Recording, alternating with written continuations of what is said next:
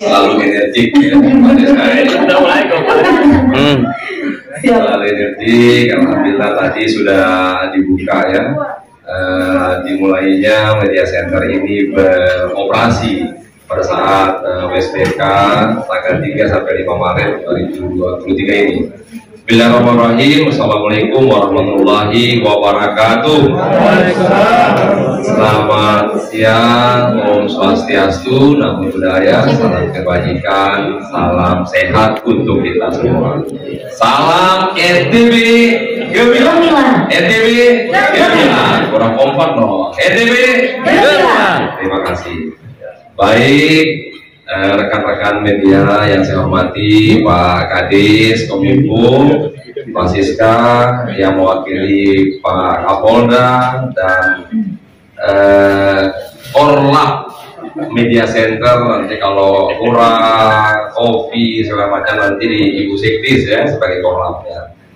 Baik, rekan-rekan media tadi disampaikan oleh Pak Kadis Kominfo terkait dengan kegiatan-kegiatan kita pada saat WSBK ini, jadi hampir sama dengan tahun kemarin ya, cuman bedanya tahun ini terkait dengan Lombok Sumbawa Fair. Nah, ini Lombok Sumbawa Fair ini yang tempat menurut kami, bahkan ini sudah disampaikan oleh Pak Menteri Pariwisata tahun kemarin bahwa perputaran uang ya, perputaran ekonomi di Lombok Sumbawa Fair ini lumayan banyak ya, karena tahun ini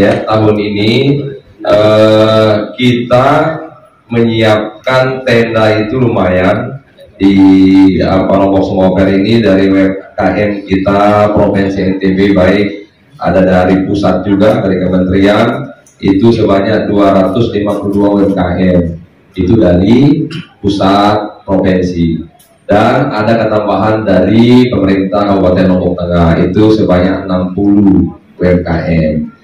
Nah, kalau kita lihat ini lebih banyak daripada tahun kemarin.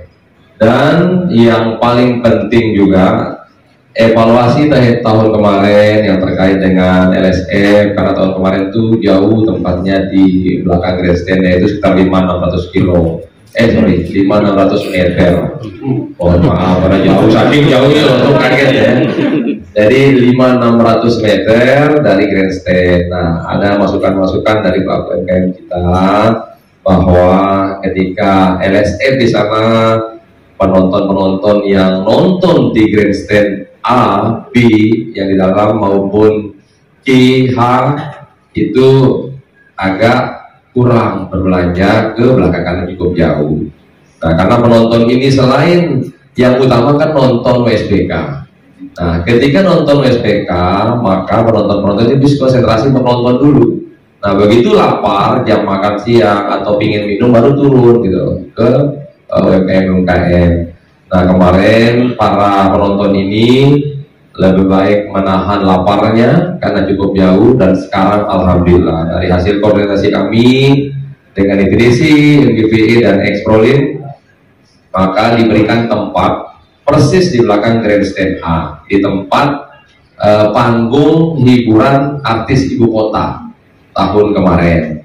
Nah, jadi dekat sekali sekarang tempatnya. Jadi tahun ini kami kolaborasi ya, bersinergi dengan teman-teman ITDC, MGPE, Explorin, bagaimana kegiatan ini bisa berjalan lancar, bisa rame ya, terus berbelanja juga, penontonnya juga berbelanja dekat seperti itu.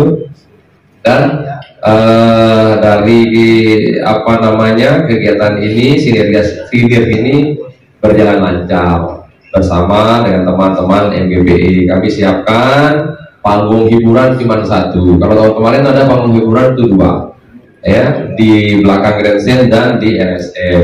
Nah, di LSF ini di sini semuanya sekarang ya, karena sehebat apapun, sebesar apapun event nasional maupun internasional, kalau sedikit orang berbelanja maka event tersebut tidak sukses. Nah, karena pelaku UMKM kita itu sedikit mendapatkan pendapatan. Nah, yang berikutnya Jadi di panggung hiburan kita juga, alhamdulillah tahun ini kita coba mengajak adik-adik kita atau anak-anak muda NTB yang sudah sukses di Jakarta, yaitu artis asal NTB yang tinggal di Jakarta. Kemarin sudah kita coba undang pada saat event Karisma Event Nusantara Baunyari. Alhamdulillah masyarakat senang, joget-joget semuanya bersama. Gita KDI ya, yang peringkat 1 nasional, yang pernah juara 1 ya di tingkat KDI. Ya alhamdulillah begitu ketemu Gita, masyarakat kita yang dulu pernah SMS ya si Gita, dan bisa juara 1 senang ketemu sama artisnya gitu. Nah begitu juga besok ini kita di malam minggunya, besok Sabtu sampai Minggu sampai jam 10 kalau tidak salah Pak Kapolda yang wakili. Jadi kita tampilkan artis-artis ibu kota asal Nusa Tenggara Barat, ada sekitar 6 orang. Nah dan ada juga penampilan yang di anak SMA SMK kita. Ya, kita undang anak SMA SMK kita untuk tampil di panggung hiburan kita. Karena kalau malam minggunya ya, hari malam Seninnya final itu Jamrud. Nah, murni Jamrud akan tampil pada hari Minggu malam Senin. Nah, kita hari Sabtunya malam Minggu.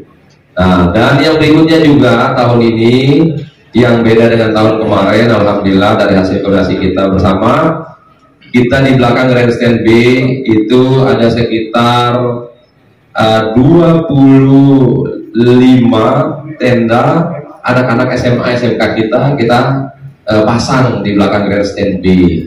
Jadi siapa yang isi? Jadi anak-anak SMA SMK kita, kan SMK kita itu ada jurusan pariwisata, ada jurusan boga, ada ekonomi kreatifnya. Jadi semua kita tampilkan ya, se-NTB ini ada perwakilan-perwakilan saja itu mengisi setan-setan yang ada di belakang grandstand B. Nah ini yang membuat ini harapan Pak Gubernur supaya anak-anak SMA SMK kita yang selama ini mungkin tidak pernah lihat sirkuit, tidak pernah nonton WSBK atau MotoGP karena tiketnya yang begitu mahal pada beberapa tahun yang lalu atau tahun 2022. Jangankan anak-anak kita yang masih menuntut ilmu, kita pun susah mendapatkan uang untuk membeli tiket yang cukup mahal. Dan alhamdulillah tahun ini Pak Gubernur berkomunikasi, diskusi, lobby-lobby dengan petinggi ITDC MGPE. Alhamdulillah anak SMA SMK kita diberikan tiket paling murah tapi tidak gratis. Jadi hari nonton hari Minggu harga tiketnya 20.000. Kalau nonton 3 hari harga tiketnya 25.000. Nah 25.000 ya alhamdulillah tidak berat bagi anak-anak SMA SMK kita yang mampu. Tidak semua juga, bahwa satu sekolah SMA, satu sekolah SMA 1 contohnya 1.000 orang, paling bisa 200-300 anak saja yang diberikan itu, tidak semua. Nah kalau semua ke SMA 1, maka SMA yang ada di Lombok Tengah, Lombok Barat, Lombok Timur tidak dapat kebagian tiket paling murah selama ada event PSBK. Nah ini yang kita syukuri bersama. Berarti kegiatan event kita LSF ini mudah-mudahan berjalan lancar. Sudah mulai dipasang, kemarin sudah tuntas semua dan sudah masuk semua para pelaku UMKM kita. Karena kita biasanya penonton itu kenapa hari ini agak sepi di grandstand maupun di VIP, karena biasanya seperti tahun kemarin itu Sabtu dan Minggu itu mulai membludak penonton datang ke sirkuit Mandalika. Nah, mungkin itu yang dapat saya sampaikan untuk sementara. Nanti silakan rekan-rekan media mungkin apa yang ditanyakan terkait dengan event SBK ini, terkait dengan Lombok Sumpah Open, terkait dengan tiket mungkin terkait dengan apa. Dan alhamdulillah tahun kemarin juga kita evaluasi terkait dengan musola. Tahun kemarin musola sangat minim karena tidak kita pikirkan bahwa penonton itu banyak gitu, sampai 51.000 tahun kemarin.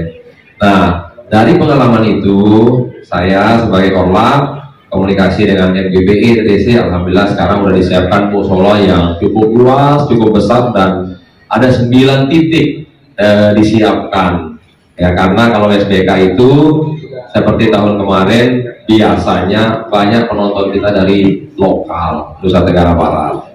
Yang harapan kami sebenarnya dari Dinas Pariwisata supaya banyak datang wisatawan domestik maupun mancanegara ke sini, maunya 50% dari luar, 50% dari dalam. Tapi karena penonton ini tidak bisa kita paksa yang datang dari luar, tapi pada saat MotoGP nanti itu tidak perlu kita promosi, insya Allah masih akan ramai masyarakat kita atau penonton-penonton MotoGP baik yang datang dari luar negeri maupun dari seluruh Indonesia.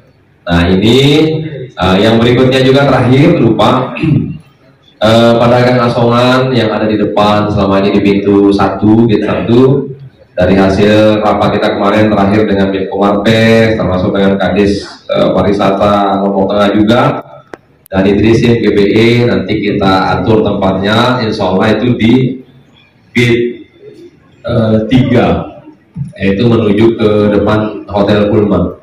Nah, di I ya, di grandstand I, insya Allah di situ nanti para pedagang asongan yang jual-jual kaos obrok, kaos ya, jersey maupun topi, nanti kita arahkan di pintu 3 supaya mereka bisa kita hargai, karena tahun kemarin para pelaku pedagang asongan ini protes kepada ya saya termasuk korlap, kenapa kita tetap jualan di depan, karena kami tidak diakomodir tempat kita berjualan. Alhamdulillah tahun ini mulai besok, atau kalau sekarang udah sepi, tadi saya udah cek masih ada 1-2 ya katanya belum dapat ID card. Nah insya Allah nanti kita berikan ID card, langsung kita arahkan dia ke pintu 1 maupun pintu 2 maupun 3. Ada 2 tempat kecuali pintu depan sini. Nah mungkin itu sementara yang dapat saya sampaikan pada rekan-rekan media pada siang hari ini. Mungkin nanti silakan apa yang mau ditanyakan, kami akan bersama-sama Pak Kapolda yang wakili, Pak Kadis Kominfo, dan ada juga Kadis Pariwisata Lombok Tengah yang akan menjelaskan nanti. Demikian, terima kasih. Wabillahi taufiq wal hidayah. Assalamualaikum warahmatullahi wabarakatuh. Selamat sore.